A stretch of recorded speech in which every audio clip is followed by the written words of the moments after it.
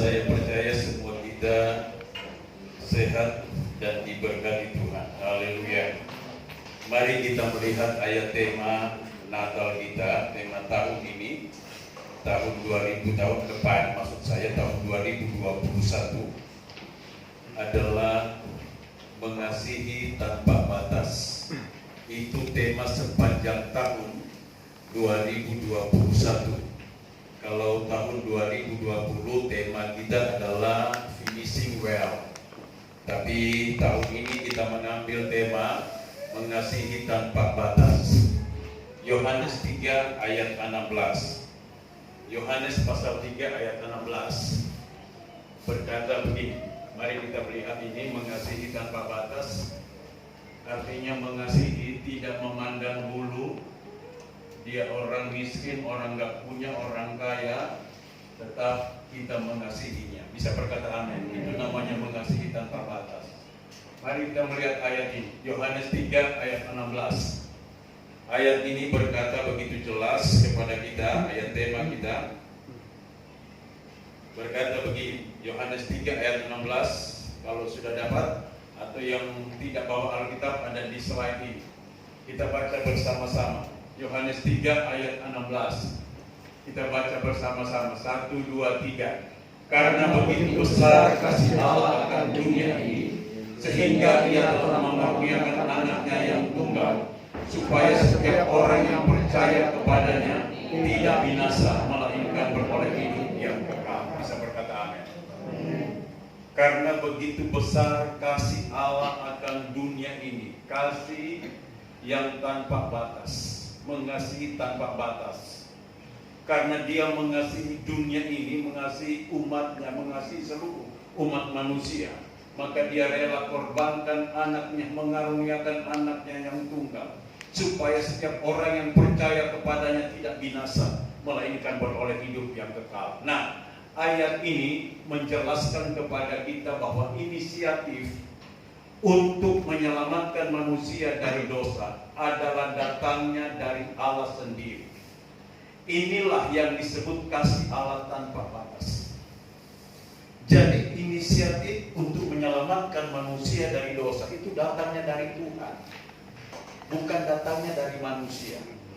Tuhan yang berinisiatif untuk menyelamatkan manusia dari dosa dengan jalan mengorbankan anaknya yang tunggal, yaitu Yesus, supaya setiap orang yang percaya kepadanya tidak binasa, melainkan beroleh hidup yang kekal. Bisa berkata amin.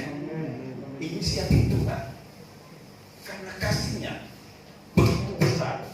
Ketika manusia jatuh dalam dosa, Adam dan Hawa turunannya jatuh dalam dosa, semua manusia turut berdosa, terpisah jauh dari Allah. Tapi Allah begitu mengasihinya, sehingga Dia korbankan anaknya untuk menebus dosa manusia, mendamaikan manusia kembali dengan Allah. Itu inisiatif Tuhan, karena kasihnya begitu besar.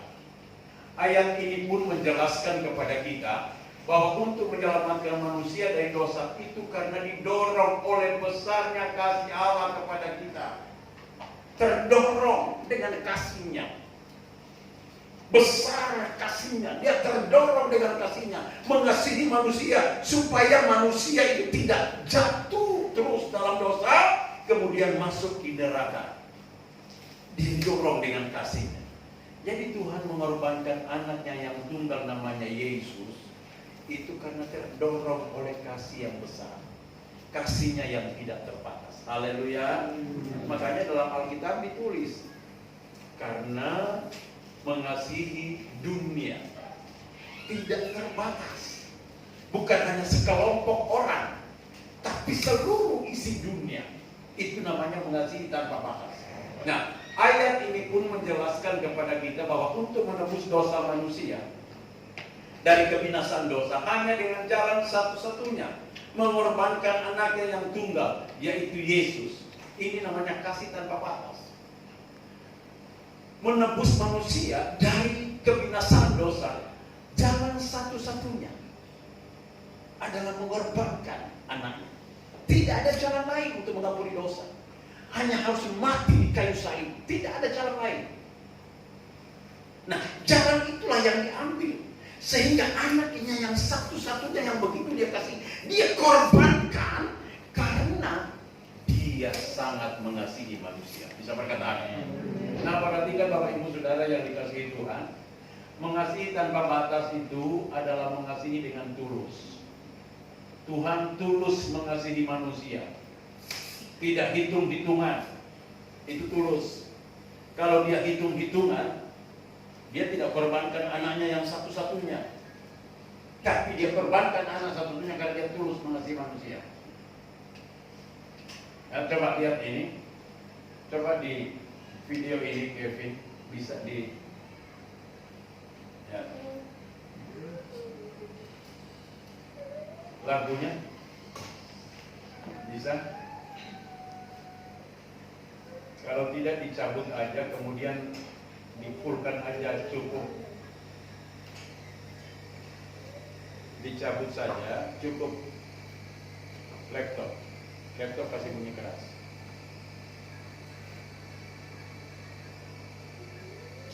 Volumenya ditingkat. Ya.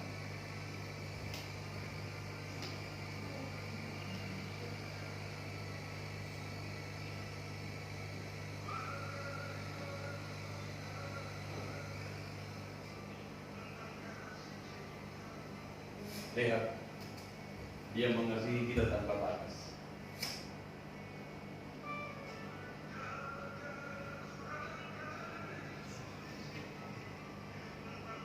Dia harus mengambil jalan pengorbanan di atas kayu salib. Dia dicambuk, dia dicemeti, dia diolok, dia diludahi. Raja segala raja. Tapi dia ambil jalan itu karena dia mau mengasihi tanpa batas. Karena dosa manusia, nyawanya dia serahkan. Bisa saja dia nggak mau, tapi karena kasihnya tanpa batas itu, dia rela berkorban.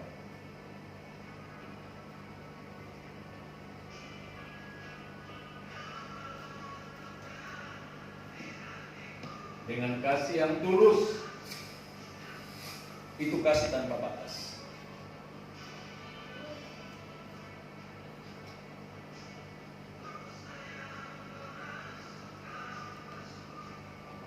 Dosa dibasuh dengan darahnya yang tulus.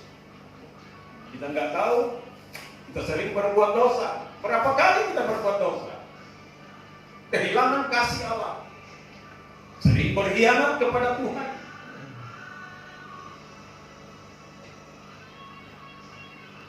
Tapi dia tetap setia kepada kita. Karena dia mengasihi tanpa batas.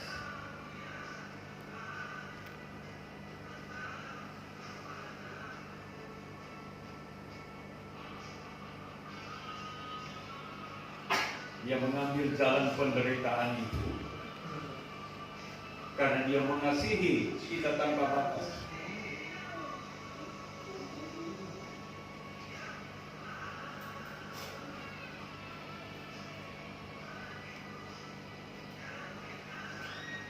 Dia rela berkorban.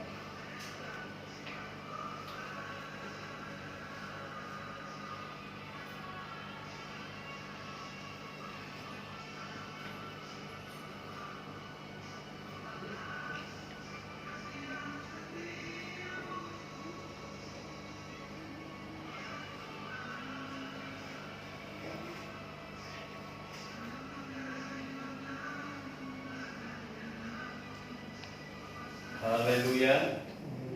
Itu mengasihi tanpa batas. Coba kalau Tuhan hitung-hitungkan dosa kita, tidak mungkin dia harus naik di atas kayu salib. Tapi karena kasih kepada kita begitu luar biasa. Mengasihi tanpa batas itu mengandung pengertian. Yang pertama, mengasihi dengan tulus. Mengasihi tanpa batas itu mengandung 4 pengertian. Mengasihi dengan tulus. Lihat, ayat tadi mengatakan karena begitu besar kasih Allah. Kasih yang tidak menuntut balas, semua diberikan dengan sukarela, dengan tulus. Kasih yang besar, mengasihi tanpa batas adalah mengasihi dengan tulus. Tidak menuntut balas. Semua Yesus lakukan itu tulus untuk kita. Nah, sebagai umat-umatnya, jemaatnya, kepunyaannya dituntut mengasihi yang sama seperti Yesus tanpa hitung-hitungan. Bisa berkata amin? Yesus tidak pernah hitung berapa dosamu, berapa merah hitamnya dosamu. Tetap Dia selesaikan di atas kayu salib. Nah, bagaimana dengan kita mengasihi Tuhan? Masihkah kita hitung-hitungan dengan Tuhan? Masihkah kita mengasihi hanya sebatas saja mengasihi? Saya mau katakan kepada saudara, mulai hari ini kita mengasihi tanpa batas dengan tulus. Bisa berkata amin? Mengasihi dengan tulus. Karena begitu besar kasih Allah akan dunia ini, Dia rela korbankan nyawanya dengan tulus. Jemaat Tuhan, umat Tuhan, mari miliki kasih yang seperti ini. Kalau kita mengatakan kita mengasihi Tuhan, kasihi Tuhan dengan tulus, kasih sesama dengan tulus, tanpa embel-embelnya. Haleluya. Yang kedua, apa yang dimaksud dengan mengasihi tanpa batas? Mengasihi dengan tidak membeda-bedakan atau adil. Ayat tema kita berkata, setiap orang yang percaya kepadanya. Setiap orang yang percaya kepadanya.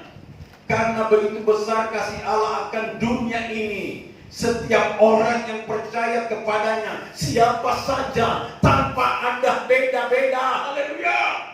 Tuhan mengasihi manusia, tidak pernah membeda-bedakan. Oh, kalau suku ini dibedakan, suku ini dibedakan, orang kaya dibedakan, orang miskin dibedakan. Tidak. Yesus harus rela mati di kayu salib untuk semua orang. Tidak membeda-bedakan. Jadilah jemaat Tuhan, pengikut Yesus yang tidak membeda-bedakan. Bisa berkata amin? Semua kita saling mengasihi satu dengan yang lain. Seperti Yesus mengasihi seluruh dunia dan tidak membeda-bedakan. Maka Dia lahir ke dalam dunia ini bukan hanya untuk orang Kristen saja, bukan. Tapi Dia lahir untuk seluruh dunia. Maka kasih itu tidak boleh dibatasi, tidak boleh membeda-bedakan satu dengan yang lain. Tetapi kita lakukan semua adil di hadapan Tuhan. Bisa berkata amin? Itu kasih yang tidak terbatas. Mengasihi tanpa batas. 3. Kriteria yang ketiga, mengasihi tanpa batas adalah mengasihi dengan rela berkorban. Lihat. Ayat itu mengatakan mengaruniakan anaknya yang tunggal. Mengaruniakan, mengorbankan anaknya yang tunggal. Mengasihi tanpa batas adalah mengasihi dengan rela berkorban. Bapa hanya punya anak satu-satunya, namanya Yesus. Kesayangannya, kepunyaannya satu-satunya. Tapi karena kasihnya tanpa batas, Dia rela korbankan. Terkadang kita hitung-hitungan dengan Tuhan. Oh, kalau saya beri, mana punya saya? Saya mau makan apa? Kalau saya berkorban untuk gereja, untuk Tuhan, apa yang harus saya makan? Bapa hanya punya anak satu-satunya. Dia korbankan. Mengasihi tanpa batas itu harus mengasihi dengan rela berkorban. Amin. Rela berkorban. Korbankan apa saja untuk Tuhan. Kalau kita korbankan maka Tuhan akan mengorbankan apa saja untuk kita. Haleluya. Itu Tuhan. Mengasihi dengan rela berkorban. Tidak mungkin kita berkata saya mengasihi Tuhan, saya cinta Tuhan, tapi kita mending sama Tuhan. Kita kikir, orang Manado bilang, kita tidak mau berkorban. Jemaat GPDI Yesus Jawaban, kalau menurut penilaian kami semua sudah rela berkorban. Haleluya. Natal ini dana yang terkumpul ya di atas 10 juta. Semua swadaya dari jemaat. Karena jemaat di sini rela berkorban. Bisa berkata amin? Saya yakin pengorbananmu tidak sia-sia di hadapan Tuhan. Segala jerih-lelamu tidak sia-sia di hadapan Tuhan. Karena kita mengasihi Tuhan tanpa batas. Haleluya. Mengasihi dengan rela berkorban. Mengaruniakan anaknya yang tunggal. Anak satu-satunya dia korbankan. Apalagi hanya berbicara masalah berkat, pasti dia berikan kepada. Amin. Anak satu-satunya dikorbankan, maka pasti kita juga diberkati olehnya. Bisa berkata amin. Kriteria keempat, mengasihi tanpa batas. Itu terekspresi melalui 9 sifat kasih. Kita berkata kalau kita mengasihi, apalagi berkata mengasihi tanpa batas, itu harus dilihat dari 9 sifat kasih. Di dalam Alkitab 1 Korintus 13 ayat 4-7 berkata begini, lihat ya. Orang mengasihi tanpa batas berkata begini, kasih itu sabar. Amin. Berkata mengasihi tanpa batas, dia sabar. Kasih itu murah hati. Lihat. Mengasihi tanpa batas itu murah hati. Kasih itu tidak cemburu. Kalau kita berkata saya mengasihi dia, mengasihi sesama, maka dia tidak cemburu keberhasilan orang lain. Dia tidak memegangkan diri dan tidak sombong. Orang berkata mengasihi Tuhan, mengasihi sesama tanpa batas, maka dia tidak boleh sombong. Tetap hidup dalam kerendahan hati. Ia tidak melakukan yang tidak sopan dan tidak mencari keuntungan diri sendiri. Itu kasih tanpa batas. Ia tidak pemarah dan tidak menyimpan kesalahan orang lain. Perhatikan, tidak pemarah dan tidak menyimpan kesalahan orang lain. Tidak menyimpan kesalahan orang lain. Dia berbicara tidak menyimpan agenda kesalahan orang. Kalau kita berkata kita mengasihi tanpa batas, maka tidak ada agenda kesalahan orang lain yang kita simpan dalam agenda hati kita. Artinya begini, agenda kesalahan orang lain artinya begini. Kalau orang itu pernah bersalah kepada kita, kemudian dia minta ampun dan kita sudah ampuni, begitu. Tetapi beberapa bulan atau tahun kemudian orang yang sama melakukan kesalahan kepada kita. Kita berkata begini, lu nggak pernah bertobat ya. Dulu lu bikin salah sama gue, sekarang bikin salah lagi. Nah itu namanya menyimpan agenda. Artinya kalau dia mengasihi tanpa batas, agenda itu kesalahan orang lain dihapus tanpa bekas. Bisa berkata amin. Tapi ada banyak orang berkata begini, aduh Pak John gak iso, aku ini sudah terlalu luka, aku itu sudah catat dalam hatiku kesalahan dia, gak bisa ngampuni dia. Itu artinya tidak menghargai pengorbanan Yesus di atas kayu salib. Ia mengampuni dosa kita tanpa batas. Haleluya. Itu menyimpan agenda kesalahan orang lain. Nah ini jangan sampai ada dalam hidup kita. Kita mengakhiri tahun 2020, segala agenda-agenda kesalahan orang lain hapus semua tanpa ada bekas, sehingga 2021 menjadi tahun berkat bagi kita. Bisa berkata amin. Nah, mengasihi tanpa batas, dia tidak bersukacita karena ketidakadilan. Ore, kapo, salah lo, kapo lo. Nah itu. Tetapi karena kebenaran, ia menutupi segala sesuatu, percaya segala sesuatu. orang yang mengasihi tanpa batas dikatakan menutupi segala sesuatu, menutupi kesalahan orang lain. Tidak dibocor-bocorkan, tidak diceritakan orang salah, orang lain berdosa, tidak dibongkar di hadapan umum. Dengan kata lain, tidak jadi suka ngomongin orang. Itu kalau kita mengatakan kita mengasihi tanpa batas, tidak suka ceritain orang, tidak suka ceritain kesalahan orang. Itu orang yang mengasihi tanpa batas, ditutupi. Orang bersalah, tutup mulut, nggak usah diober-ober. Itu namanya mengasihi tanpa batas. Ya. Kemudian mengharapkan segala sesuatu, menanggung segala sesuatu. Orang yang mengasihi tanpa batas, dia tanggung kesalahan orang lain. Seperti Yesus menanggung dosa kita, menanggung kesalahan kita di atas kayu salib, karena dia mengasihi kita tanpa batas. Bisa berkata amin? Itu namanya mengasihi tanpa batas. Di dalam 1 Korintus 13. Ya. Mengapa mengasihi tanpa batas itu harus ada dalam hidup? Perhatikan ini. Mengapa itu harus ada? Karena saudara-saudara, ada hal-hal yang akan terjadi. Kalau kita punya kasih tanpa batas, sudah ada dalam hidup kita, ketika hal ini terjadi. Karena di akhir zaman kasih akan menjadi dingin. Mengapa kita harus mengasihi tanpa batas? Karena di akhir zaman kasih itu menjadi tawar, menjadi dingin. Menjadi tawar, menjadi dingin. Lihat ayat ini berkata begini.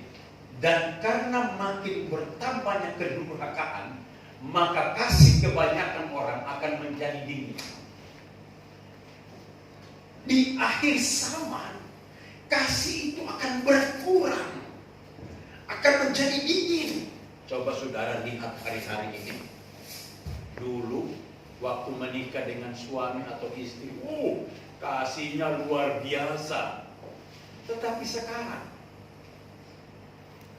masihkah engkau mengasihi suami, mengasihi istri seperti engkau mengasihi awal-awal itu? Tanpa batas. Tapi sekarang, coba saudara lihat. Sudahlah, jangan jauh-jauh. Dalam rumah tangga sendiri, kasih istri terhadap suami sudah mulai berkurang.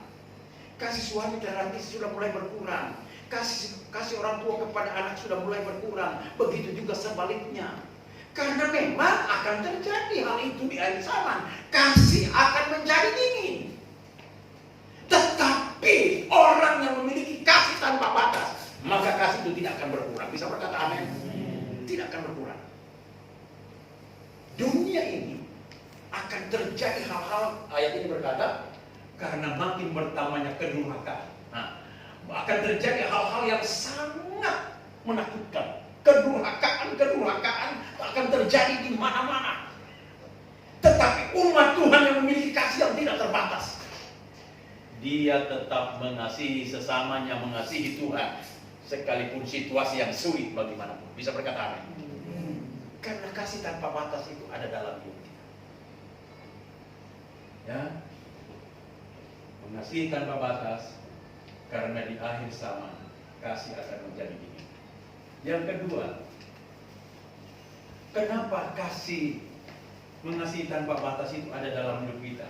Karena kasih menutupi banyak sekali dosa.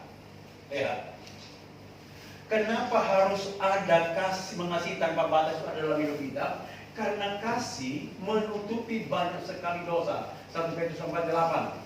Tetapi yang terutama, kasihilah sungguh-sungguh seorang akan yang lain, sebab kasih menutupi banyak sekali dosa. Apakah suamimu bersalah? Suamimu berdosa kepada engkau? Apakah istrimu bersalah? Istrimu berdosa kepada engkau? Tetapi jika engkau punya kasih yang tanpa batas, segala kesalahan suami, segala kesalahan istri, segala kesalahan anak tertutup semuanya. Bisa berkata amin? ditutupi oleh kasih. Maka saya percaya rumah tangga itu akan menjadi rumah tangga yang diberkati oleh Tuhan. Ya, karena kasih menutupi banyak sekali dosa. Haleluya. Harus ada dalam hidup kita mengasihi tanpa batas, karena kasih menutupi banyak sekali dosa. Yang ketiga, mengapa kita harus mengasihi tanpa batas? Lihat ini. Semua di dalam dunia akan berakhir, tetapi kasih tidak berkesudahan. Lihat, 1 Korintus 13 ayat 13 berkata begini. Demikianlah tinggal ketiga hal ini, yaitu iman, pengharapan, dan kasih. Dan yang paling besar di antaranya ialah kasih. Mengapa kita harus mengasihi tanpa batas? Karena semua di dalam dunia ini akan berakhir, tetapi kasih tidak berkesudahan. Semua di dalam dunia ini akan berakhir, selesai semuanya. Tetapi kasih tidak akan berakhir. Iman, pengharapan, dan kasih, ayat ini berkata, ya, demikianlah tinggal 3 hal ini. Tinggal 3 hal, kata Tuhan. Di akhir zaman akan tinggal 3 hal. Iman, pengharapan, dan kasih. Dan yang paling besar di antaranya ialah kasih. Kenapa iman tidak dikatakan iman paling besar, pengharapan paling besar, tetapi dikatakan kasih paling besar? Iman itu berakhir, bisa berakhir. Artinya begini, kita kan percaya, kita beriman kepada Tuhan, bahwa Tuhan itu mengasihi kita, mencintai kita, Dia akan datang menjemput kita. Tetapi ketika Dia sudah datang, kepercayaan kita kan selesai, iman kita selesai. Karena orang yang ditunggu-tunggu sudah ada bersama kita. Bisa berkata amin? Kita berharap, berharap bahwa Tuhan akan memberkati kita. Ketika Tuhan sudah memberkati kita dan Dia datang menjumpai kita, selesai pengharapan itu. Tetapi kalau orang yang kita tunggu-tunggu, kita cintai, kita kasihi, semakin Dia datang, semakin kita mengasihi Dia, maka kasih tidak berkesudahan. Haleluya. Makanya Tuhan katakan demikian tinggal 3 hal ini, yaitu iman, pengharapan, dan kasih. Dan yang paling besar di antaranya ialah kasih. Semua di dalam dunia ini akan berakhir, tetapi kasih tidak berkesudahan. Harta kekayaan kita akan berakhir, kedudukan akan berakhir, semua dalam dunia ini akan berakhir, tetapi kasih tidak berkesudahan. Itu sebabnya miliki, mengasihi tanpa batas. Haleluya. Kalau ini ada dalam hidup kita, saya percaya kita menjadi orang-orang yang diberkati oleh Tuhan. Mengakhiri tahun 2020, miliki kasih tanpa batas. Kalau mengasihi tanpa batas, 2021 adalah tahun berkat bagi kita. Bisa berkata amin? Saya undang saudara berdiri, tutup Alkitab. Lebih tinggi dari gunung, lebih dalam dari lautan. Kita nyanyi pujian ini.